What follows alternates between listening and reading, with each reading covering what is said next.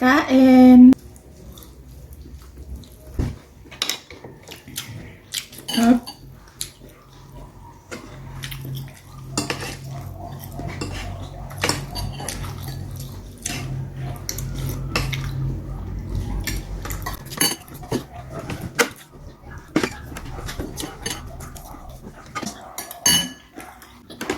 Sarap.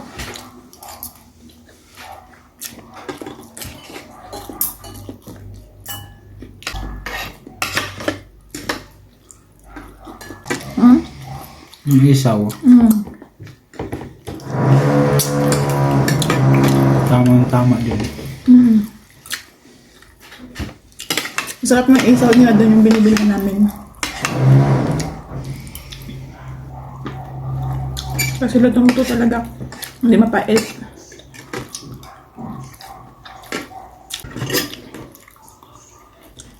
Ay. Unahin mo muna sa dulo.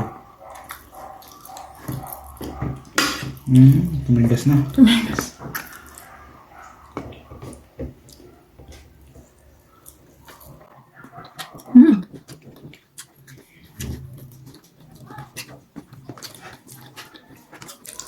Gutom ako antay dun sa clinic.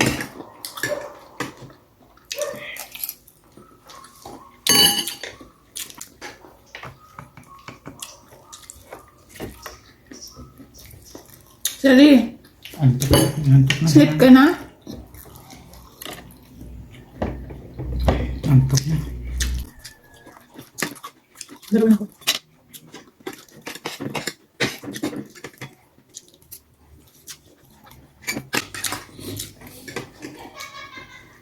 Ano yun?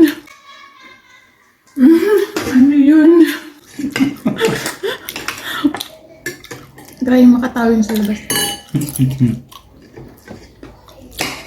Ganyan, dapat tawa lang. Happy lang. So, ayan. Grabe na ubos namin yung isaw. Gutom na gutom.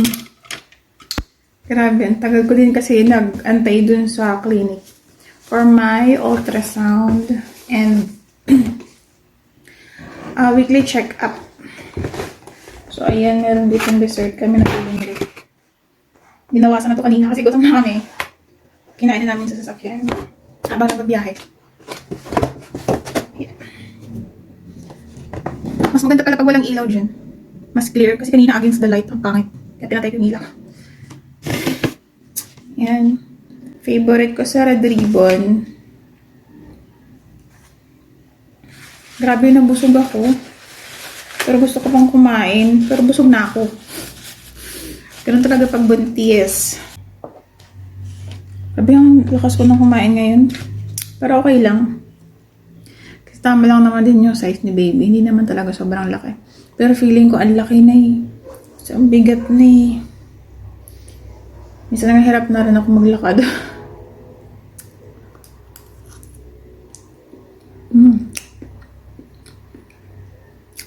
Dami kong nakain ito kanina.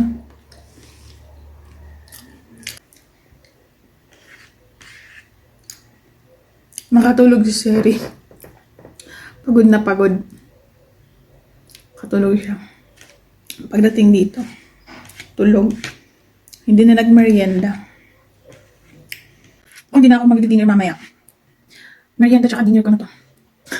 Kami busog na busog ako. Sarap.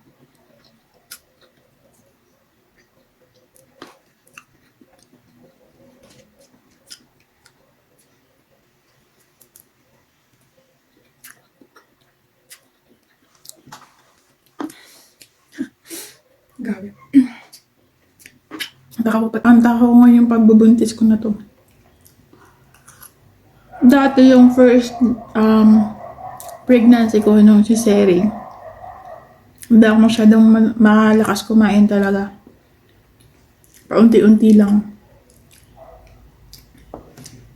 Pero ngayon, ibang-iba. Lakas ko kumain. Gusto ngayon mga vitamins na iba. Hindi ko na iniinom kasi sobrang lakas yung kumain. Mas lalo akong malakas kumain.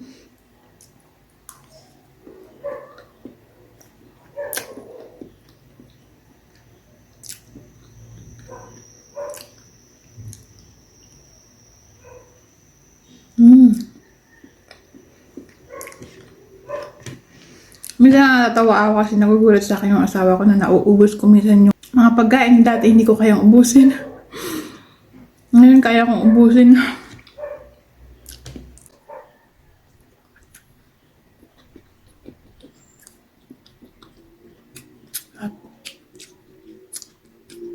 Pero ngayon ako inaantok na rin ako.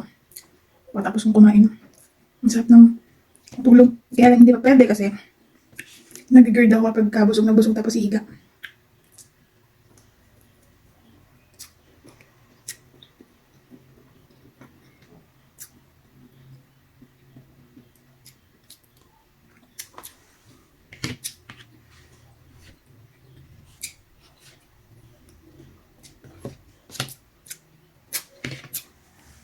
Sabi, busog na ako. Ako mabibi ko. Nung busog ka na pero iniisip mo, gusto mo bang kumain?